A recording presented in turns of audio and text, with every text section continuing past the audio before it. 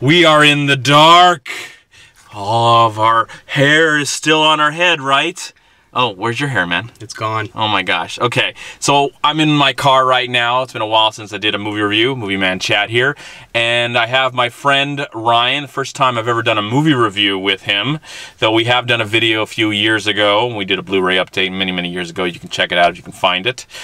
Anyways, tonight we saw a new film. So welcome to our movie review of It! Okay. 3 questions for you, Ryan. Okay. Have you read the book? Yes. Have you seen the miniseries? Yes. And did you have any expectations for this film? And tell us why.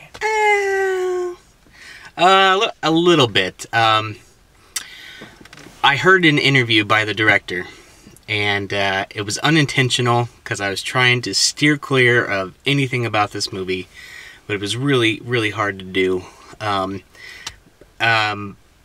So he gave away some of the details, how he was going to focus more on the kids, and I was stoked about that because that's my favorite part of the books, and even in the mini series was the kids' parts. So that's what I heard. So that was what you felt pretty much before seeing the movie tonight? Yes. For me, I have never read the book, though I do own it. I do want to get around to reading it someday, because I always feel like Stephen King is great when it comes to his books. Movies, not so much, but I especially love the movies that he doesn't like, that he makes that are adaptations of his books, like The Shining, which I think is one of the best, and he hates it. And so when you know that Stephen King hates one of his movies, it's going to be really good. Okay, and the miniseries, yes, I've seen it. Tim Curry is the man. He's one of the greatest actors, and one of the shining moments of that entire film, though I did like the cast of that. And I hated the ending like most people hated the ending of It. Though I would watch it again, and I have seen it a couple times. It's still a really good, solid miniseries, and they thanks to Tim Curry and his portrayal of Pennywise, it's very creepy, and I think it holds up to this day, especially for a TV movie that was, I think, on ABC or something like that. And my expectations were none. I had no expectations. I really didn't even want to see this movie, didn't really care. Honestly, there was even a teaser trailer before that. It showed you kind of what the beginning of this movie is. I really only wanted to see it because I haven't seen the movie in a while, and maybe hoping to be, going into horror films, which is very hard. Not because I'm scared easily. It's just it's very tough for a movie to really scare me. It has to psychologically get into under my skin, into my veins, and scare the crap out of me to actually affect me. So really, no expectations to watch this movie at all. But I'll be honest with you, I have to say, before even watching it, I thought it did look interesting. Okay, take it away, Ryan. How did you feel about this new remake of It? Well, I'm similar to Chad, where I absolutely love the horror genre, but it takes a whole lot to scare me. And a little bit of my past, I used to do ghost hunting. Oh my gosh, I gotta get out of here. Bye. Exorcise the demons. Okay, go ahead.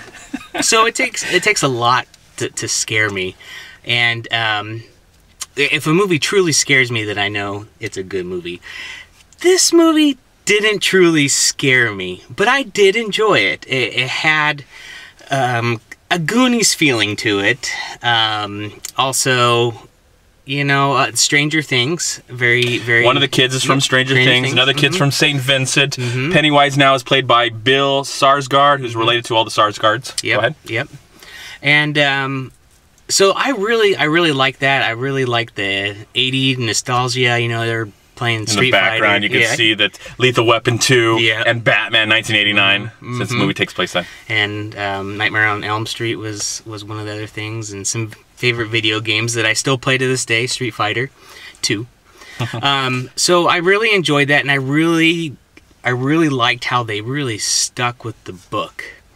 And some of the more intense parts that the miniseries didn't have, it was in this movie, and it really held true more to the book in the movie. And I really like that, because the book is just creepy.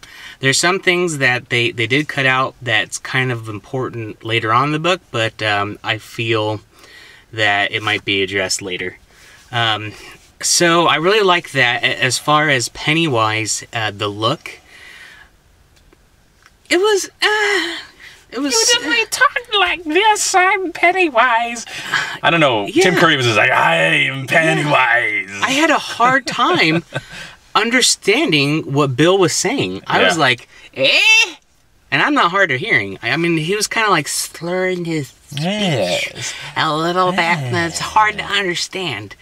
And I didn't like that part because it didn't seem as scary, you know? It's scarier when something can completely understand you and communicate back and just freak you out, you know? So that was like, but they did really good with the sets, I felt, and different backgrounds. You know, I like the movie. I love the story. I love the kids in there, but the main villain was like, well. The movie peaked in the very beginning. The movie completely peaked for me in the very beginning. It was a really good setup. Even though I saw the beginning in that trailer, we see the kid running down, Georgie running down, and he's following. He runs into Pennywise in the storm drain. And I thought that the stuff that we didn't get to see in the trailer was very effective. What happens to this kid, and not going to try and spoil too much, but you know, it was really interesting and effective. Not the way that his acting, Pennywise himself, but I just felt like I felt for this little kid, and I liked the mood that was setting. You know, I was like, I felt bad for all these kids because they happened to be in a Stephen King story in a town in Maine where every part of the town is a horror story of some kind. Somebody kid, and here comes my major complaint of the movie. And I have many complaints, but I'd rather talk about my major complaint. I feel like there's just too much going on in a short period of time. And I realize in the miniseries, it had 3 hours to tell the story. And of course, it tells it from when they were young and then when they're old. And if this movie makes money, we'll have to see if they actually get to see when they become old. Chapter 2. Yes. So this is that. And I don't care if you're like, oh, why'd you spoil it for us? You know, I don't care right now because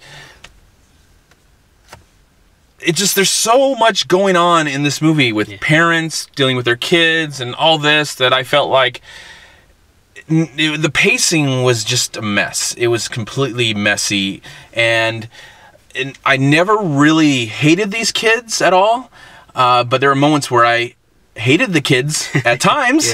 There's times that I liked them. I felt like the token black kid in the film, I don't know what his name is, but I felt like he was kind of homeschool. I felt like he was kind of thrown in last minute. Absolutely. Even though he's probably, again, in a book, you can be detailed about all these characters. And I've never read the books, so I don't know how the book ends. Anything. I know how the miniseries ends. Oh my gosh. But I could see that this story works better probably as a TV series like Stranger Things.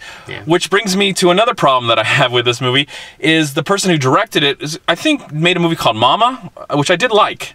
I like Mama. Mama. But so many thoughts in my brain right now. I felt like there's the show that's coming back, Stranger Things, who actually one of the kids is in this movie. I felt like the directors of Stranger Things, I wish could have took a break from Stranger Things, which I don't want that either, and made this film, because I think they understand more about kids and being in danger and having stuff like that. And of course the kids, it's an R-rated movie, so the kids are cussing a lot. I'm not saying kids don't talk like that, but after a while it just got like annoying. The kids are saying things that... They got old fast. Yeah, it just got really old. I didn't believe, again, I rather have another director would have handled this. Of course, I don't really want to see that director. Like J.J. Abrams probably would have handled this material much, much better. Yeah. And I would have still liked an R-rated film from him. But I just don't feel the kids had total chemistry. I don't feel like everything was perfectly placed. There were moments that, as I said in the beginning, the clown looked pretty creepy and scary, and then there were other times in the film where it kind of came off a little cheesy, and then there was other times where that was kind of effective, and then something happens where the kids band together that I actually, wow, this is really cool, but why do I still don't care? Why do I not care about what's going on right now? Even though I'm really kind of like, this is kind of interesting. This is definitely a little interesting of what's happening in the film. So it's a mixed bag. It's got some great music. Yeah. I really love the music. I think that the music and the cinematography is the strongest aspect of this entire thing. It doesn't really rely on jump scares, but there are tons of jump scares, which is, to me, is the cheapest thing to do in horror movies. You know, maybe back in the 1950s it would have worked, but you really have to get into the audience skin and embed yourself and create an atmosphere to really scare the people. Because it takes a lot these days to scare us. Yep. We can just turn on the news, which I recommend nobody ever does because the news is all fake. But at least, you know, we get bombarded with all this crap going on. We want to escape and go to the movies and be scared. And it's hard nowadays for that to happen. Sadly, it does not go there. It does have some nice moments in the film, but I feel like ultimately the film is just so crowded in 2 hours and 10 minutes. It's just so much going on, and I realize even if this movie makes money and they make the sequel, I will see it. I don't know if it'll be any better or bring it all together, but I don't imagine it changing my mind right now. I kind of enjoyed the film. There are elements that enjoyed it, but I felt like a movie like this needs to be a Netflix series and be like 10 or 15 parts to really get into these characters' minds and realize what happened to their parents, why their parents a certain way. And I would have liked some better casting when it came to the kids. Some of the kids are cool, like the kid from St. Vincent's cool. I like the fat kid. Yeah. I like the girl. I hated the guy whose mom is controlling his pills and all that stuff. I hated that character. Sicky. I'm trying to think of anybody else. What about the Jewish? Again, the Jewish kid was fine. It didn't bother me that much. I felt like we didn't really get to know the black kid very well and what his background was. So this is a slight miss opportunity from everybody involved because you have a very cool story. I think what ultimately this story was created, of course, to make money. But Stephen King probably was channeling his own inner fears. Maybe he had clowns, and clowns don't scare me, but I love to be scared by clowns. So I think there are some interesting ideas here. I think it would have been handled better if they would have been back to the miniseries and made it on Netflix or Amazon or any of these streaming sites where they could have just had some interesting self-control of the story and made a incredible film with maybe 2 seasons, and the first season could be the kids and the second season could be them as adults. But I think in 2 hours you really can't tell a story like this, and so I think that's what this movie is really the problem it's really facing. So I can't give it a strong recommendation. If you really feel like you need to go see this, I would say skip it and go watch the miniseries instead with Tim Curry. That's what I would say. If you really feel like you need to go see this. I liked it a little bit more better than Chad, and I think that has to do with I read the books, the book, and there's more books. There's a whole. It's the trilogy. Okay, go ahead.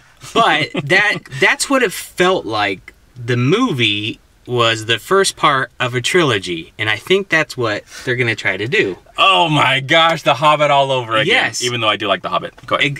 I think that's what they're trying to do. And it all depends on if it makes money this weekend. I think they're gonna try to do 3 total movies. So my suggestion is wait till all 3 come out so you can watch them right after the bat.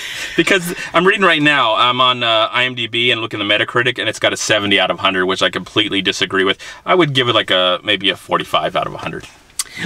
I'd probably give it more like a 60. There you go. That's me personally. There you go. Because I was entertained, and it reminded me, of watching Goonies and even some Poltergeist. Yeah, and you could just better off watching those movies instead. That's true. And what's the one with Super 8? Super 8. Super 8. Yes. Super. Again, a better, more.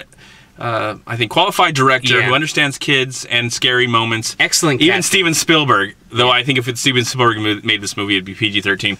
I just think of more who understands kids and what makes kids scared, and also helps bring the kids. Because I felt like just the kids didn't have total chemistry all the time. Yeah. Anyway, go ahead. I agree. Anything else you want to say to close it out? Your final rating? I would probably give it 3 stars. Barely. Like maybe 2 3/4. Out of what? Because some people go to 5, some people go to 10. I go out of 5. Okay, so 3 out of 5. I would do 2.75 out of 5. It was almost at the 3. I know you hate that. Well, no, I don't hate that. It's just like we almost kind of have somewhat of the same range, because I have a I'm gonna give it a 2.5 out of 4 because I only go to 4. Okay. So because there were moments. I mean, Pennywise is effective sometimes, but other times he feels like, you know, I feel like he's just hanging out of the house going. Yeah. Oh, something's here? Okay, cool, I can do something now. And I thought he was trying to be too much of their fears and not himself, which was scary enough.